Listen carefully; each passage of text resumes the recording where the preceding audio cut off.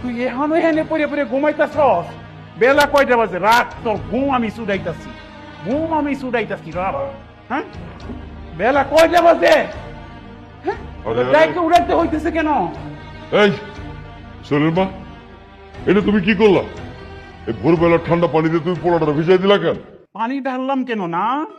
বেলা কয়টা বাজে? এখনো পরে পরে ঘুমাইতেছে। আজকে যে আমার মেয়েরে দেখতে আসবে, বাড়িতে মেহমান আসবে, হাট বাজার করতে হবে, সেই খেয়াল কি তোমার আর তোমার ছেলের আছে? হ্যাঁ, তো থাকবেই বা কেন? আমার মেয়ে তো ওর আপন বোন না, সৎ বোন। ও তো আমার মেয়ের ভালো চায় না। আমার মেয়ের ভালো যদি চাইতো তাহলে আমাকে আর পানি ঢালতে হয় না, ডাকতে হয় না। সকালবেলা উঠেই গিয়ে হাট বাজার করে আইনে রেডি রাখতো। সৎ আর আপন বলতে কথা, আমার মেয়ের ভালো চায় না, আমার মেয়ের ক্ষতি হোক এটা সে চায়। মা, তুমি এটা কি বললে বলো তো? সৎ বোন? আমি কোনোদিন মিলিকে সৎ বোন হিসেবে দেখিনি মা। সৎ জিনিসটা কি সেটাও তো জানি না। শুধু মিলিকে না, রাজকে, তোমাকে, মিলিকে, কাউকে আমি কখনো সৎ চোখে দেখিনি। ছোটবেলায় মাকে হারিয়েছি। মা মারা যাওয়ার পর বাবা তোমাকে বিয়ে করেছে। নিজের মায়ের ভালোবাসা তেমন পাইনি, তোমাকে পেয়ে মায়ের ভালোবাসাকে নিজের করে নিয়েছে, তোমাকে আপন মা ভেবেছি। আর তুমি এটা কি বললে? তোমাকে আমি সৎ চোখে দেখি। আর যে মিলিকে, রাজকে আমি এই হাতে বড় করেছি ছোট থেকে, তাদেরকে আমি কিভাবে সৎ ভাবি বলো তোমার? এসব আবেগী কথাবার্তা আমার সামনে এসে বলিস না, বাইরে গিয়ে বল। তুই যে মিলিকে কেমন আপন বোন মনে করিস আমার সেটা জানা হয়ে গেছে। তুই মিলির ভালো চাস না, ক্ষতি চাস। তোমাকে ডাইকে ডেকে উঠাইতে হইলো কেন? তুমি সকালবেলা উঠেই কেন বাজার ঘাট করে নিয়ে আসলো না? মা, কোনো সময় তো আমাকে ডাকা লাগে না। আসলে আমার শরীরটা খুব একটা ভালো না। সারা রাত জ্বরের জন্য আমি ঘুমোতে পারিনি। এর জন্য সকালে কখন যে চোখটা লেগে গেছে আমি বুঝতেই পারিনি। তুমি একটা কাজ করো, বাজারের লিস্টটা দাও, আমি সমস্ত বাজার নিয়ে আসতেছি। কি বললি তুই? তোর জ্বর আগে বলবি না দেখি? হায় হায়, তোর জ্বরে গা পড়ে যাচ্ছে।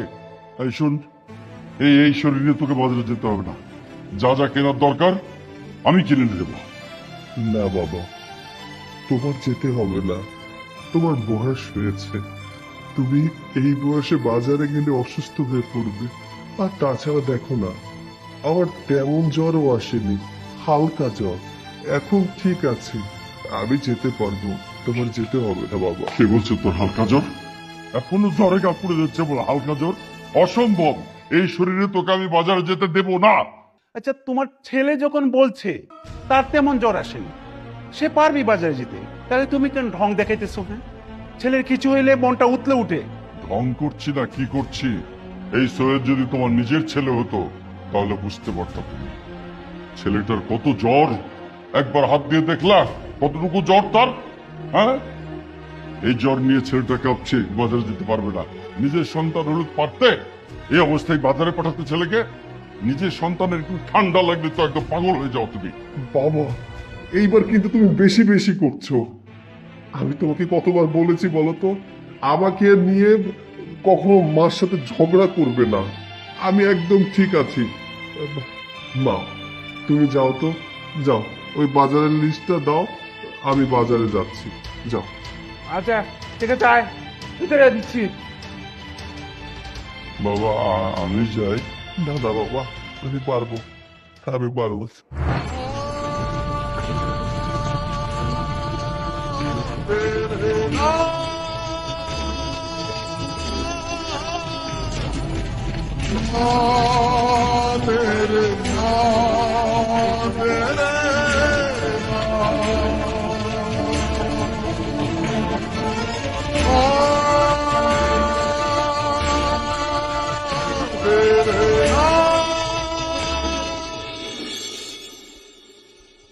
আসলে শোন, হ্যাঁ মা, বলো।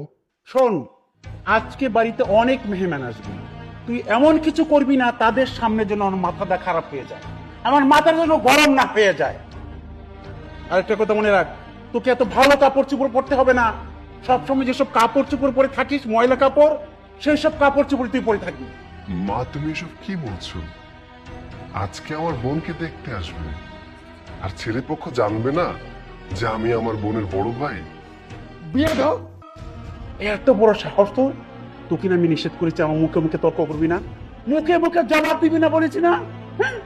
আমি বলেছি তোকে ভালো কাপড় চোপড় পরতে হবে না তো হবে না। আর তুই আমার মেয়ের বড় ভাই না? বড় ভাই না, বড় ভাই না, সৎ ভাই।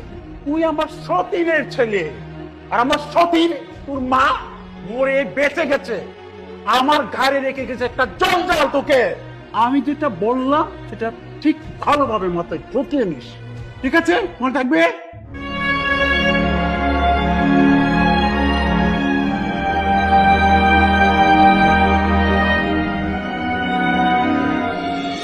ভাই সাহেব, আপনাদের আমার খুব পছন্দ হয়েছে। তা সবার সাথেই তো পরিচয় করায় দিলেন। এই ছেলেটাকে এ কিন্তু চিনলাম না, এর কথা কিছু বললেনও না। ইয়ে মানে ও ও হলো আমাদের বাড়ির আশ্রিত, কাজের লোকও বলতে পারেন। এই পৃথিবীতে ওর আপন বলতে কেউ নাই। ছোটবেলা মাকে হারিয়েছে, তাই ওর প্রতি মায়া দেখিয়ে আমরা আমাদের বাড়িতে রেখে দিয়েছি। এতিম মানুষ, আমরা না দেখলে আর কি দেখবি ভাই সাহেব? বাহ বাহ বাহ বাহ বাহ বাহ, আপনারা তো অনেক মহৎ মনের মানুষ ভাই। আমার কিন্তু খুব ভালো লাগলো, আপনাদের এই মানসিকতাটা আমার খুব ভালো লাগলো। যেখানে এই জামানায় কেউ নিজের সন্তানদেরকেই ভালোভাবে মানুষ করে না, সেখানে আপনারা অন্যের সন্তানকে এনে মাতৃস্নেহ পিতৃস্নেহ দিয়ে খাইয়ে পড়িয়ে মানুষ করছেন। আমার আপনাদের পরিবার খুব ভালো লেগেছে। আমি আসলে রীতিমতো ধন্যবোধ করছি। আপনাদের মতো পরিবারে নিজের ছেলের সম্বন্ধ করতে পেরে আমার কিন্তু খুব ভালো লাগছে।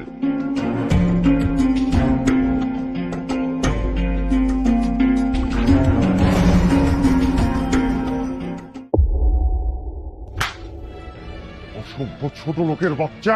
এই, চোখ কোথায়, চোখ কোথায় থাকে? দিল্লি আমার পাঞ্জাবিটা নষ্ট করে। আর ভাই সাহেব, আপনার আক্কেল দেখে বলিহারি যায়।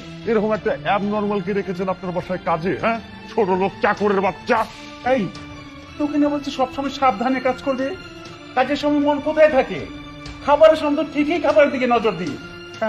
ভাই সাহেব, ও হয়ে আমি আপনাকে কিছু ক্ষমা চাইছি, আপনি ক্ষমা করে দেন। এই, এই ভাই সাহেবের কাছে মাপ চা কইতেছি। আর তুই দাঁড়াইছিস কেন? যা, গামছাটা নিয়ে ওনার পাঞ্জাবিটা পরিষ্কার করে দে। ও মাপ চাইবে কেন? হ্যাঁ, কি অন্যায় করছে সে? আরে বাবা, কারো হাত থেকে ভুলবশত একটা জিনিস পড়ে যেতেই পারে, সেজন্য মাপ চাইতে হবে? মাপ যদি চাইতে হয় তাহলে উনাকে চাইতে হবে। গায়ে হাত তুলে উনি অন্যায় করছেন। কি এত বড় কথা? আমি এই সামান্য চাকরের কাছে মাপ চাইবো? আমার আপনাদেরকে চিনতেই ভুল হয়েছে। যে বাড়িতে আমার থেকে একটা চাকরের মূল্য বেশি, সে বাড়িতে আমি আমার ছেলেকে বিয়ে দেব না। আমি এখন এই মুহূর্তে এই বিয়ে ভেঙে দিয়ে এই বাড়ি ছেড়ে চলে যাচ্ছি। এভাবে বিয়েটা ভেঙে দিয়ে চলে যাবেন না।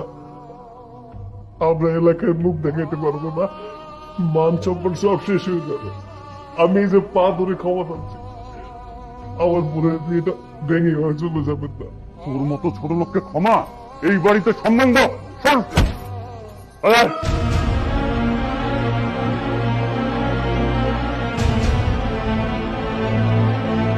বাবা শোন, তোকে বললাম না, তুই কেন পা ধরে মাপ চাইতে যাবি? তুই কি অন্যায় করছিস?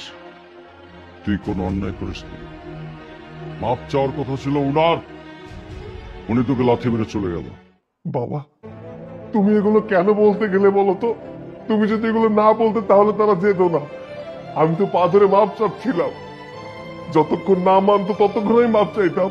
আমার ছেলেকে কেউ আমার চোখের সামনে অপমান করবে আর আমি সেটা চেয়ে চেয়ে দেখবো, সেটা আমি কখনোই হতে দেব না। ও আচ্ছা, আমার মেয়ের ভবিষ্যতের চেয়ে তোমার ছেলের সম্মান বেশি হলো তোমার কাছে? হ্যাঁ, বেশি হলো?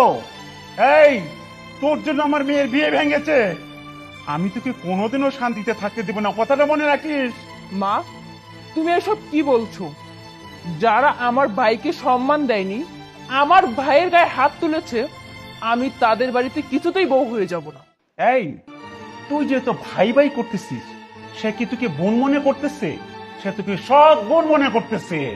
মায়ের কথা বিশ্বাস হইতেছে না তো? না, একদিন বুঝবি, যেদিন দেখবি তোর এই ভাই তোর কত বড় ক্ষতি করেছে।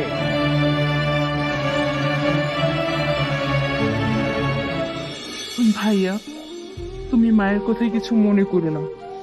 মায়ের মাথাটা খারাপ হয়ে গেছে তো, এই জন্য মা এরকম করতেছে। দেখিস, একদিন সব ঠিক হয়ে যাবে বাবা, একদিন সব ঠিক হয়ে যাবে।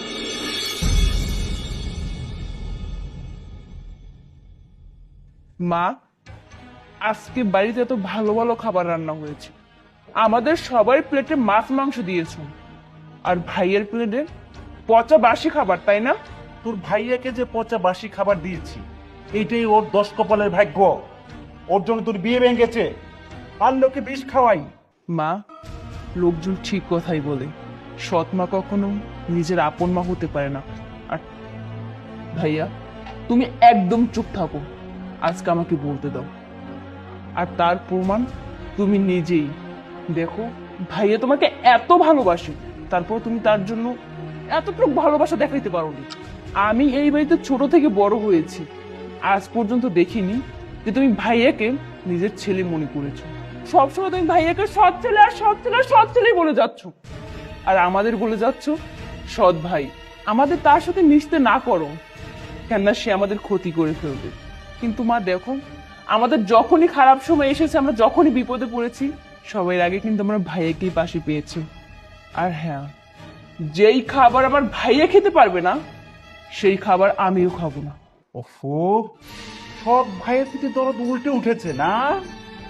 দেখি কয়দিন না খেয়ে থাকতে পারিস। তোর এমন ব্যবহার দেখে মনে হচ্ছে কি তুই আমার পেট থেকে জন্ম হয়নি। তো তুই আমার মেয়ে না, ওর মায়ের পেট থেকে জন্ম হয়েছে তোর। ওর পক্ষ হয়ে সবসময় কথা বলিস। শোনো, মেয়েটা তোমার মতো হয়নি, সে মানুষ চিনতে পেরেছে। আমার মেয়ে খুব ভালো করেই জানে যে পৃথিবী উল্টে গেলেও তার ভাই তার পাশে সারা জীবন থাকবে। হ্যাঁ, আমি তো খারাপ, তোমার ছেলে খুব ভালো না? তো থাকো তোমার ভালো ছেলেকে নিয়ে, খাও বসে আরামে। আচ্ছা মিলি, বাবা, তোমাদের কত করে বলেছি আমার জন্য মায়ের সাথে ঝগড়া করো না। মা কিছু বললে আমার কোনো সমস্যা হয় না, আমি কষ্টও পাই না। শত হলেও সে আমার মা, সে যা বলার বলো। তোমরা শুধু শুধু কেন আমাকে নিয়ে ঝগড়া করো বলো তো? ভাইয়া, যেই মহিলার তোমার জন্য বিন্দু পরিমাণ মায়া নেই, তার জন্য তোমার এত কিসের মায়া? এই চুপ থাক, তুই বুঝবি কি করে? তুই তো মা হারাসনি। আমার মতো যদি মা হারাত